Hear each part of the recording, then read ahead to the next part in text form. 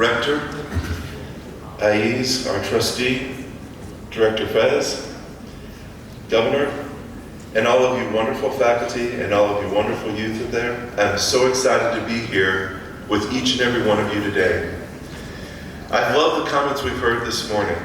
So let me tell you about one of the programs that Director Fez didn't mention. He talked about our Rotaractors, which are usually college students, and Interactors, which my son in the USA is one. But I want to tell you about our Youth Exchange program, because I tell you what gives energy to Rotary is our youth, more so than any other event that I can think of. We have meetings usually once a week, and we have brilliant speakers come in. But I tell you, when a youth exchange student comes from another country and tells you about their life abroad, it changes your life. We have a vision statement that says, we work together to see a world where people unite to take action to make lasting change in the world, in our communities, and in ourselves. So I just want to tell you a little story about a young man named Paco who came to live with us for a year. He was from Valencia, Spain. And you can tell Paco was just a good person. He was a hard worker. He was a star of the local high school soccer team because he had played at the National League for his age in Valencia. So about 2 weeks after he came to live with us, I came down from my bedroom in the morning on a Sunday morning, and he was sobbing uncontrollably. And I didn't understand this because Paco was always a happy boy. Always did his studies, always helped out around the house. And I couldn't get him to tell me what was wrong. So I called his mother. And his mother let me know that Paco's father had just died. So I talked to my wife, and immediately we called Paco's mother back. Anna's her name. And then we said, we will fly Paco home, we'll go with him, and we'll take him back to Spain so he could be there for the funeral. And she said, no, there's not going to be a funeral, and he's to stay with you, and he's to stay with you for the whole year. Usually he would move 3 months at one house, then move to another house, then move to a third house. So instead, we flew Anna, the mother, over.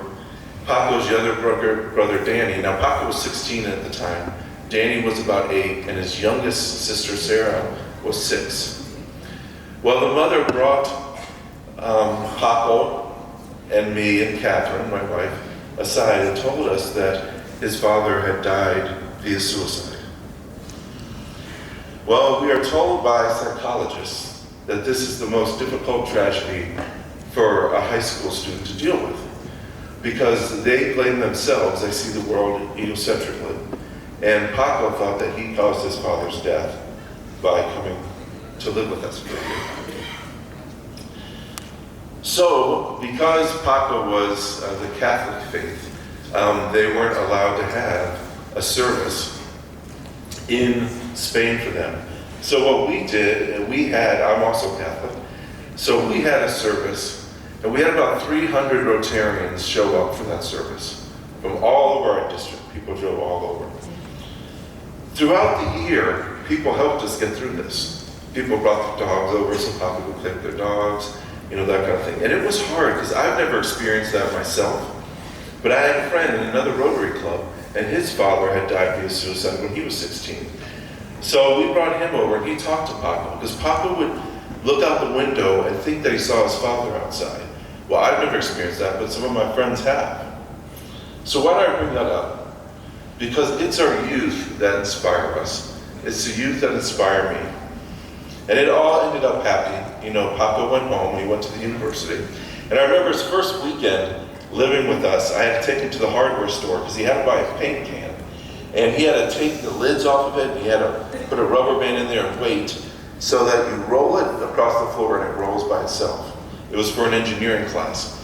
So now Paco is at the university, he's studying engineering, and it's a happy story.